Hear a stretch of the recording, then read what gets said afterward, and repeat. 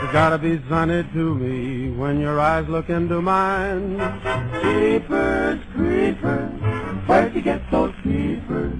Creepers, creepers, where'd you get those eyes? Number 1. This incident occurred on the afternoon of March 19th. My 14-year-old daughter, Tricia, was out with her friend from the neighborhood, Tiffany, who is 16. The girls, along with several other friends, are always hiking and hanging out in the woods near our home. They've all been gathering scraps of wood and my contribution of a hammer and nails to build a clubhouse. On this particular afternoon, however, the other kids weren't home. So it was only Tricia and Tiffany exploring the woods. That day, they decided to explore another part of the woods where they had never ventured. The girls would later tell me that they hadn't talked about where exactly they would go. They both just began walking, neither saying a word to each other. They each claim that they actually felt like they were being guided on where to go. There wasn't a trail or any sort of path they were following, but they both would make right and left turns together in a near zigzag sort of way. They had been gone for about a couple of hours when I suddenly felt the urge to check on them. Tricia is pretty bad about answering her phone. I have been scolding her for that lately, but it was something I was used to. Normally, I would get angry if she doesn't answer the phone or my text messages. This day, however, I was getting really nervous for some reason.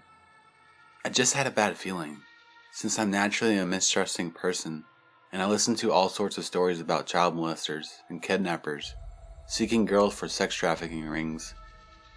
I'm always preaching to Tricia and her friends about safety. I felt a knot in my stomach as I continued to text and call, getting no answer. I was about to call Tiffany's phone when suddenly my phone rang.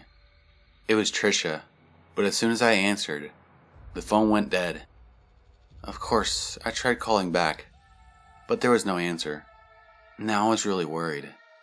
I had a migraine that day, so I called my neighbor and asked if she had seen the girls. She knew I was really worried, so she offered to go looking for them. She knew where they liked to hike in the woods, and she offered to go. Neither of us had any idea they had gone to another part of the woods. I told my other neighbor, and he immediately put his shoes on and was out the door, going to look for the girls. What was going on? Within 10 minutes, I had several people out looking for the girls. I should add here that this is the first time I have ever done this. I'm not one of these hysterical, overprotective mothers who panics about everything. My daughter has taken self-defense classes, and she carries a pocket knife, along with a police-issued taser I gave her for Christmas last year. I also make her stay with large groups of other kids usually. It was just this one time she was out with only one friend. This was the first time I've had a dark feeling that something was terribly wrong. I continued calling the girls, to no avail. I even called Tiffany's dad, who is a complete weirdo whom I avoid like the plague, to see if they had stopped by his house. He hadn't seen them, but hearing the alarm in my voice, he too went out looking. I got down on my knees and prayed to God to protect the girls and bring them home. I prayed Psalm 91, which is known as a prayer of protection.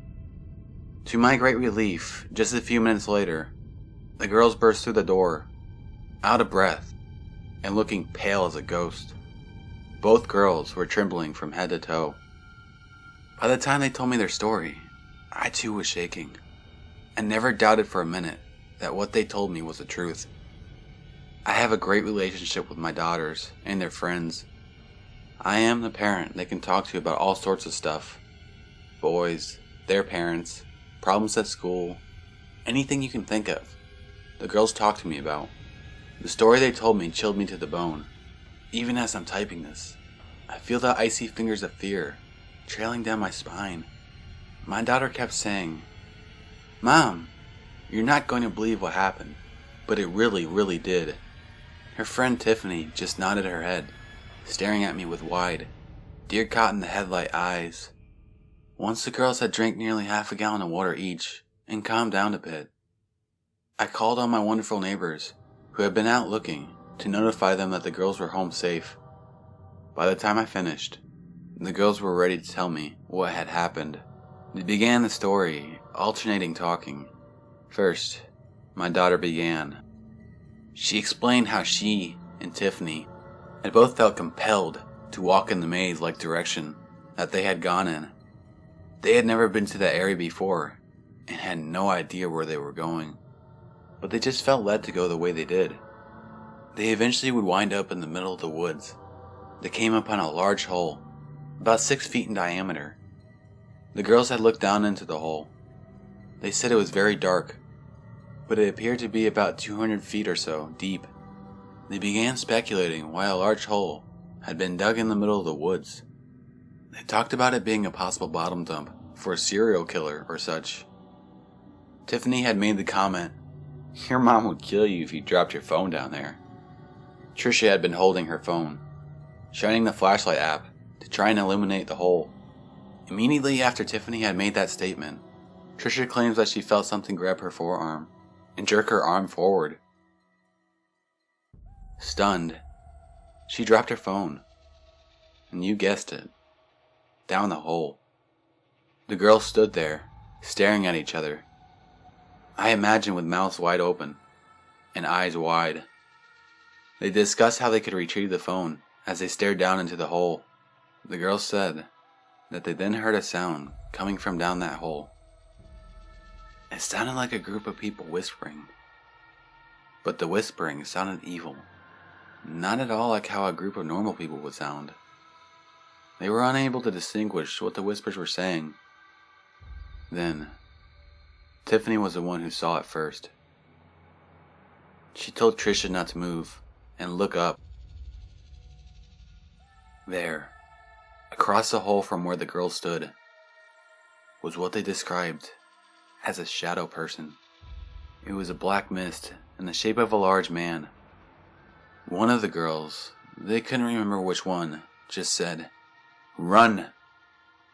So the girls took off. They were about 2 miles away from home, and they ran the entire way.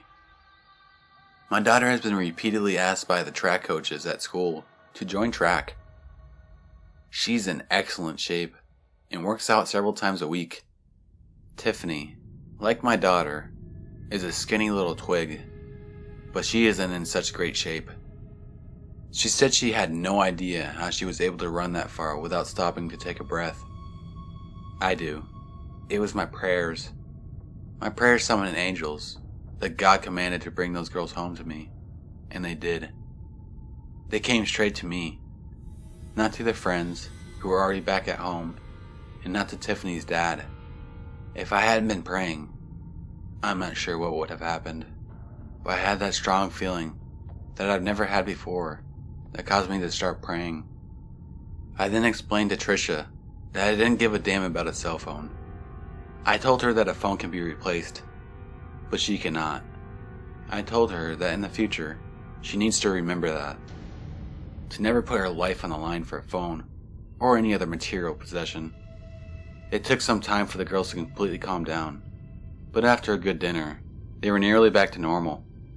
But this isn't the end of this dark story. The next day, it was a repeat of the day before. Trisha and her friends, this time the whole crew, were all out and about. I had been online shopping for a new cell phone for her. I knew that it was probably impossible for us to retrieve that phone, and honestly, I didn't care to have that thing back. It was around 3 o'clock in the afternoon when Trisha and her friends burst in again. She had to tell me something. As she was talking, my cell phone rang. I could not believe my eyes when I saw who the call was coming from. The caller ID said, Trisha. Everyone fell silent as they all could clearly see my daughter's name displayed on my phone. With shaking hands, I picked it up and said hello. I'm not sure how to explain what I heard, except that it was identical to the sound the girls had both heard, coming from that dark hole. To me, it sounded like some sort of void, like a wide open space with malevolent whispering. I put it on speaker so that everyone in the room could hear it. Then, the phone went dead. We all just stared at each other, no one knowing what to say. Then Trisha and Tiffany both began saying how the phone had hit the ground hard, and the possibility of it even still working was probably none. They had been able to barely see it with Tiffany's phone, but they both agreed that it had seemed like the battery had been lying out of the phone a few feet away. Now, although I am a hardcore believer in the paranormal, I am still quite the skeptic. In any situation, I honestly try to find a logical, rational explanation first. I said that perhaps the phone was still working, and whoever found it just put the battery back in. Both girls kept saying how the hole was so deep and creepy looking. Who in their right mind would go down there? Well, someone strung out on drugs would, I said. I then tried calling it back, but there was no answer. My other daughter told me that I should send a text, so I did. I just said, "Who is this?" Several minutes went by, and there was no response. We all discussed who could have gotten Trisha's phone. The girls explained that the hole was very dark, and very creepy looking, and deep. Who in their right mind would climb down there and get anything out of that hole? But finally, my rational mind decided that this is just what happened. It was probably a gang of thugs that used that hole in their hideaway. They found the phone, and now they're pranking the owner. Trisha has a lot of friends, so she had about 40 contacts on her phone. There were 5 of her friends there in my living room. None of them had received a phone call. She called a few other friends, and none of them had received one either. Okay, so they just decided to prank her mom. I began to dismiss the whole thing when I received a text. Once again, the room was silent as everyone looked at me. I opened the text, and my blood ran cold when I read it. In response to my question, "Who is this?" someone had texted, "Shadows." I felt real terror at this. However, when I looked up and saw the fear in both my daughter's eyes, I buried that fear deep inside. I've been both their mom and dad. I've always kept them safe, and I never want them to feel unsafe or be afraid. I quickly changed my facial expression from what I suspected was horror, and I laughed nervously. Being a writer, I can make up a story on a whim. I began weaving a tale about a group of doped up thugs who use the hole as their hideout. I talked about how they go down there and sit around, talking about how they're going to get their next stash of drugs, and what sort of shenanigans they could get into. I even did the voices of each imaginary thug. I said, "Well, hey, look-see's here, a phone. Let's see. Oh yeah, hey, let's call Mama." I did this for several minutes, and finally everyone began to laugh. I managed to completely convince my girls and the others that the phone had been found by someone, like I had described. I promised my daughters a new and better phone, and she and her crew went on their merry way. After they left, I went into my bedroom with my phone. I decided to text Shadows back and see what sort of responses I would get. I prayed that someone had found her phone and that he or she was just messing with me. I decided to pretend like I was my daughter. I figured that they would probably avoid me and would be more likely to respond to a child. So, for the next couple of hours, the texting went on. It would take them about 10 to 15 minutes to respond to me. The textathon went like this. "Where are you?" "Hole." "Okay, I'd like to get my phone back. Can you meet me and my friends someplace?" "No, come to the hole." "I don't really remember how to get there. Can you please meet me at the Chevron?" "The gas station is out on the street near to the area where the hole is." "No. Hole." "How do I know you won't hurt me?" "You don't." "My mom is pretty mad. Can I please get my phone?" "Come now." At this, I wasn't sure how to respond, so I didn't text back. "Come, or someone will get hurt." "Why do you want to hurt me?" "Not you. "Then who?" Innocent." At this, I deduced that whomever this was talking about my daughter, and knew that it was me texting and not her. The next text proved me right. I've been watching her. You leave her alone, you sick bastard. Then you come now. Or else. Again, I didn't text back. Instead, I called my daughter to come home now. Then you come now. You've been warned. I shut off my phone. My daughter and her friends rushed in moments later. I had quickly debated whether or not to tell them about the text messages. I wanted to shield Trisha from anything that would make her afraid, but I knew that she always had to be out and about, running all over the place. It would take something big to make her stay away from the woods and to be more cautious. Something big like this. I showed the text messages to Trisha and her friends. I saw the fear in all of their eyes.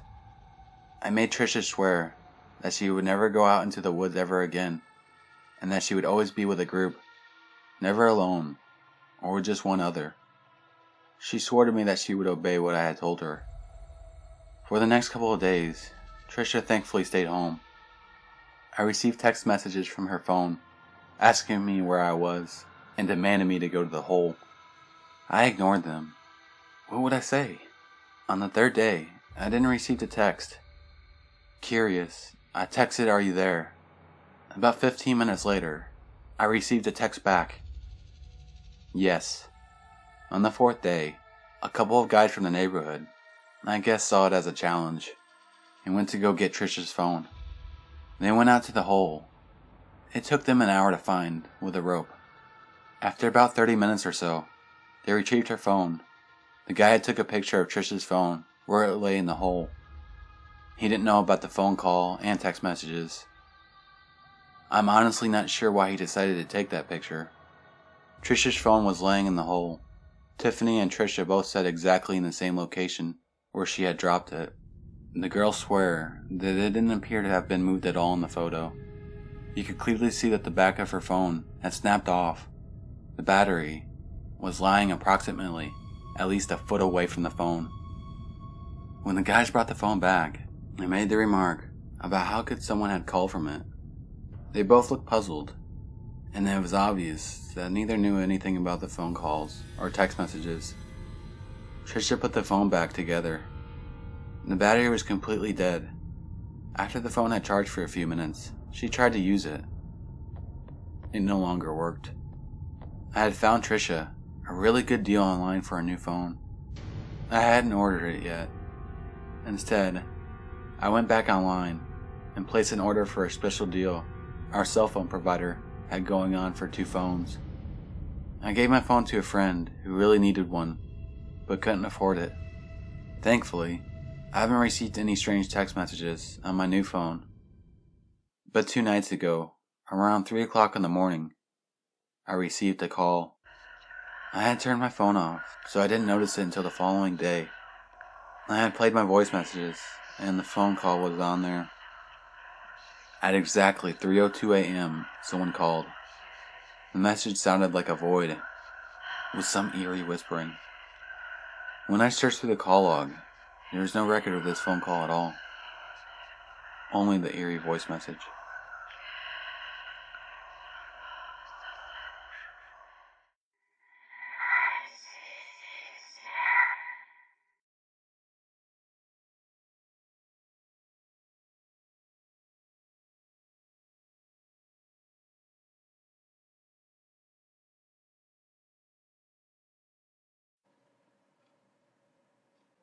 Number 2. I'm a 21-year-old male, going through some rough times, but nothing comes close to encountering a monster hell-bent on getting me. This is my story. It all started on June 2013, a few months after I turned 18. I was very depressed and lacked any type of social skills, always saying that no one would be my friend by me going up to strangers and asking them personally. The only human contact that I had were my parents, my 17-year-old brother, who I didn't get along with, and my 15-year-old cousin, who visits quite frequently. On one of his visits, he informed me about a new app he had discovered called Melt. For those who don't know, Melt is an app in which people create a profile with their phone number without anyone ever learning of your number. You could then create a username and post your likes, movies, books, TV shows, etc., with only a picture of that like and a sentence description. At the time, Melt was only available for iPhones. Anyways, people could then post a picture with a title and a description. After posting, the user could see random posts from other users, and the users were given the option to either comment, like, or swipe to view another picture. Users could also like other profiles and add friends. After a week of getting the app and messing around, I befriended almost all the trolls and jokesters who I could get along with in real life, while I pissed off the rest by trolling or insulting them for my amusement. Mainly people who thought they were better than everyone else. 2 months passed, and I had eased up on the trolling, as I tried my best to make friends so that I could actually go out and have fun. Now that I've explained the backstory, I can tell you the story of how I met my stalker. I had just arrived home from work as an assistant and translator for my uncle's construction work. It was somewhere around 11:30 at night, so I was ready for bed. As I changed out of my work uniform, I noticed that I had a notification from Melt. It was a friend request, so I decided to check out who this was. To be honest, I really don't remember the name since it was numbers and symbols, so we'll just call him Jim. His profile was almost empty, except for his birthday and profile pic, which showed an older man in his early to mid-50s. He looked chubby and wore glasses. Didn't look like a creep, but maybe like the quiet neighbor that you'd wave to from time to time. Anyways, normally I wouldn't add older people, but I noticed that he had the same exact birthday as me. I found this to be interesting. I had never met someone the same exact birthday as me, so I added him and sent him a message saying something like, "Hey there, I never met someone with the same birthday as me." Afterwards, I put my phone down and began changing my clothes. When not 5 seconds later, my phone dings. It was Jim, so I checked as I finished putting on my pajamas. He said, "Whoa, I didn't notice. Maybe I can suck your dick sometime as a late birthday present." This didn't really creep me out, but kind of stunned me. Not because he was gay, but because he was so direct. I responded with, "I'm flattered, but I'm actually straight." Again, he replied a few seconds later, "You don't have to be gay to get your dick sucked. A blowjob's a blowjob. Plus, a man knows how to please another man." That disturbed me a bit, but I continued to be polite and declined. For a while, he continued with these types of messages until I reached my limit and stopped being nice. I said, "Look, I have already told you to stop. I'm not gay, and if you continue to disrespect my sexual orientation, then I can just block you." I was ready to block this jerk, but before I could, he responded with, "I'm sorry, it won't happen again." I thanked him and went to bed, putting that behind me. A week passed by, and I hadn't heard from Jim since that first encounter. I was going through a phase, and I had decided to cut my hair into a mohawk and dyed it red. I took pictures of myself and posted them in almost all my social media pages to show off how punk I was. Big mistake. So I was watching The Big Bang Theory with my brother when my phone dinged. It was Jim. "Hello," he said. I must have seemed annoyed because my brother quickly asked what was wrong, in which I responded with a simple nothing.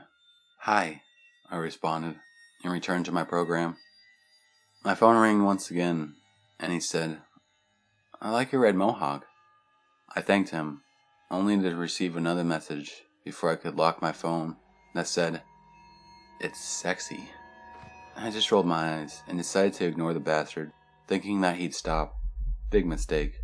My phone rang almost every 30 seconds, which annoyed me, so I silenced it. Afterwards, I went to take a shower and got dressed for bed. only to return to the living room and grab my phone. As I checked the messages, I could swear that my heart stopped for a brief second.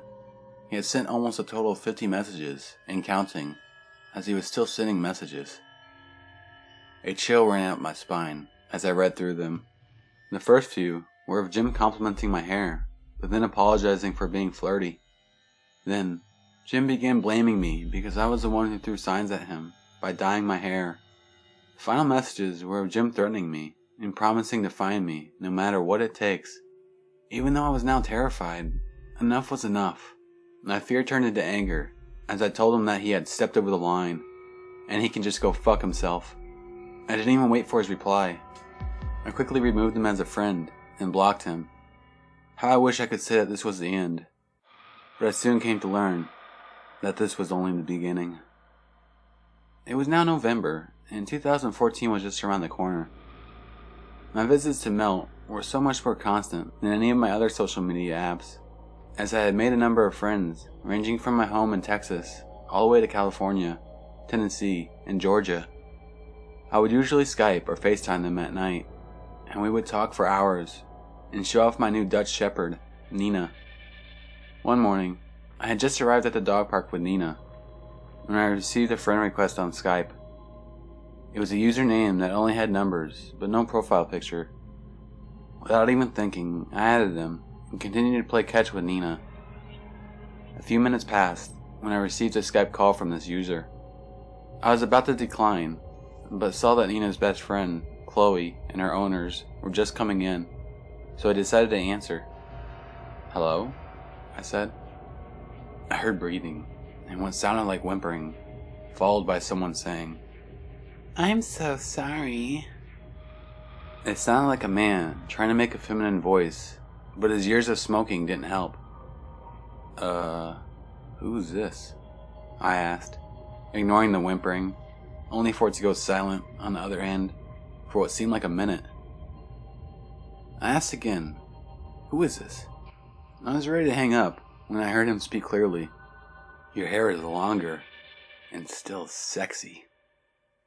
The color in my face drained as I hung up and blocked this user. I got really paranoid and was turning every 10 seconds to see if someone was watching me. He clearly saw my updated picture on my Skype, but I was still very frightened. How the fuck did he get my Skype? And why, after months of silence, did he finally decide to contact me again? After a few days of more silence, he began harassing me on Kick. First asking me to forgive him, only to get angry and call me a faggot when I wouldn't answer. I would block his account, only for him to create a new one, and start the process again. He would apologize, threaten me, then apologize, and threaten me again. When he realized that this wouldn't work, he would pretend to be a female and would ask for nudes. I normally get lots of spamming perverts on Kick, which I would just ignore. But when they begin to threaten you with the same threats that Jim would usually say, I knew how to distinguish the spam and the fake Jim accounts. At first, I found this amusing because I could imagine chubby little Jim crying as he tried to create a new account, only to have it blocked. Well, my amusement disappeared when he found me on Facebook, then Twitter, and then even Instagram, making posts and comments that targeted me. He would say how he had sex with me, and how I'm actually gay and needed to be raped. This pushed me to make my account more private, and I also had to change my name and social medias. How the fuck was he finding my accounts? I began asking my friends I Melt, but no one seemed to have even heard of Jim. I did begin to think about calling the police, but then a thought ran up into my brain. I had deleted everything. This pissed me off even more, because I never even thought about taking screenshots or saving them. Then, I also began to think about how the police would blame me for leading this pervert on, or that they would probably laugh at the situation. That's why I decided to keep this from everyone, including my family. The best I could do at that point was hope that Jim would get bored, and it would all die off. For the rest of November, he stopped bothering me, mainly because I had changed almost everything in my profiles, and had made everything very private. And that's when the texting began, and the calls. I would block his number, but he would quickly get a new one. He's probably using a texting app, and he would continue. For Christmas, my parents decided to get me a new phone for helping them with bills and rent. which I accepted, while my stepdad got my old phone, with him keeping the same number. I never even thought about Jim while we did all this, as he had again stopped. Again, I forgot all about Jim, and it was now 2014. I was in my room, playing PlayStation, when my stepdad burst into my room. He was pissed. I asked what was wrong, and what he told me just infuriated me to my breaking point. He told me how an old man had FaceTimed him, asked for me, and then hung up when my stepdad asked who he was. My stepdad then began asking if I was gay, and if I was making money by sleeping with other dudes. We got into an argument, which caused me to take the phone, go into the backyard, and FaceTime Jim. Enough was enough. I was so tired of this bullshit. I didn't want this to continue into another year.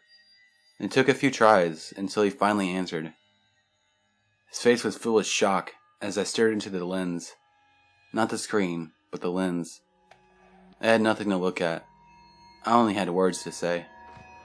If you ever call this number again, or try in any way to contact me, I swear to whatever the fuck you believe in, that I will track you down and slice your dick off before feeding it to your ass. You fat, disgusting, sorry excuse for a human being. Horror struck his face as I said these words, only to turn into anger. In his feminine voice, he said that I needed to shut my mouth before he called the cops. You're gonna call the cops? I yelled. I couldn't believe this fucking moron had actually said that. I was baffled, and began calling him pathetic as he shushed me. I threatened to call the cops myself, and asked him to call them, almost giving my address. I quickly stopped myself, before giving him the bird, hanging up and blocking him. I was vibrating in rage, as I handed my stepdad his phone, and went into my room, and punched the wall before laying down. The rest of 2014 went by smoothly, and I ended up moving out of my parents' house, and with a friend. Jim was all in the past, and I would joke to my roommates about how I was almost raped by an old pervert. 2015 came, and still nothing. I had not had a thought about Jim for over a year, and was more focused on life than anything else. My roommate and I were struggling with money, and had moved into a Motel 6 after being evicted from our trailer. It was late August, sometime after 9 a.m., when my roommate was at work. I had not slept all night due to insomnia that I still suffer from. I was laying down, watching funny YouTube videos, and I received an email. I opened it, with the subject reading, "Hello," and a brief message saying, "Hey there, I got the weed." I was confused at first, but then I remembered how my roommate's phone had been disconnected, and that maybe he gave his drug dealer my email, so that he wouldn't have my number. My roommate was a pothead. I quickly replied by telling him that my roommate was probably the one he was looking for, but that he was at work. I quickly sent it, and began brushing my teeth, when I received another reply. As I read it, everything came flooding back. All that fear, anger, and alone. How come you haven't left your room all day? I felt paralyzed. I couldn't even blink. I always heard how people would stay put when in danger instead of running, but I didn't think that it would ever happen to me. I responded with, "How do you know I'm in a room?" Thinking that maybe he was just being a dick until he said, "Because I'm outside the Motel 6. At that instant, I ran to the front door and locked it, and looked out the window. At first I only saw cars, lines parked in front of the room, not paying attention to movement because I was replaying the Scream opening scene in my head over and over again. As I shook it out of my mind, trying to convince myself that it was probably my roommate fucking with me, I saw him. It was Jim. He was standing about 100 feet from my door, facing my door, but looking down at his phone, as he leaned back to a wood fence that split the Motel 6 from a mechanic shop. He wore stupid glasses, was a bit chubby, not as chubby as I thought he was. His beard had come in, and he was actually somewhere around 6'4" or 6'5". I could tell, because I myself am 6'2", and was the size of a hole that was in that fence while he passed it. I then wrote, as calm as I could, though very scared, I need you to stop replying. I saw his face light up as he replied. He sent me an email asking me to leave my socks outside my door as he walked to where my neighbor to the right is, out of view from the window. This terrified me even more, as I thought that he would jump out at me if I were to open that door. As I tried really hard not to shit myself, I quickly ran to the restroom and locked myself in, as I called one of my roommate's co-workers, though I never got an answer. When I didn't reply, he responded 10 minutes later with, "Alright, see you around," followed by a winking face. I waited another 5 minutes before stepping out, only to feel a chill down my spine, as I realized that the red car parked in front of my room was gone. I ended up telling my roommate about it, who became wary, and decided to teach me how to defend myself, and how to read others. He was in the Marines for 2 years. After that one incident, we moved to another room, and would see that same red car circling the motel. At one point, my roommate, while drunk, chased after it, only for whoever the driver was to take off. I wasn't even sure if that was his car until the car took off, when they saw my roommate approaching them. 2 months later, my roommate and I began having some issues, and decided to leave. He went to a shelter, while I moved back to my parents, and eventually to Midland. I continued my own training by attending small clubs, and wrestling my friends. The last message that I received from Jim was in October of 2015. It read, "Where the hell did you go?" I deleted that message and have since got a new phone. It has now been more than 6 months without hearing from that bastard, but I wouldn't be surprised if he pops out one day. He tends to do that. But now, I'm ready. I'm not the stupid and fearful teen I once was. Whether I go to the police or have a one-on-one combat with Jim, he will disappear from my life. Whether he ends up in a cell or a body bag matters not, though I'd prefer the latter, for all the fear and torment that he made me go through for 3 years. With that being said, Jim, for your sake, let's never fucking meet again, you pathetic sack of donkey tits.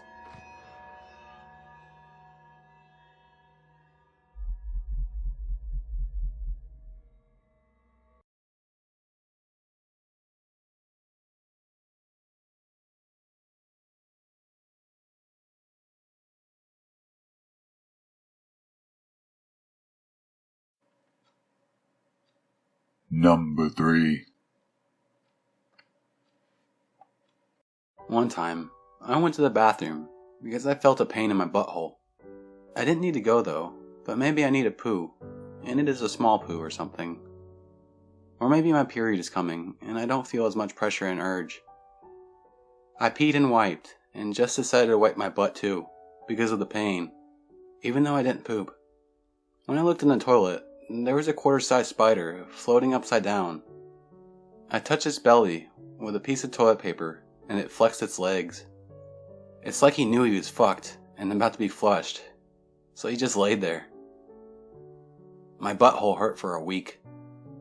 It's been a while, and everything is fine down there, so I guess it wasn't a bad spider.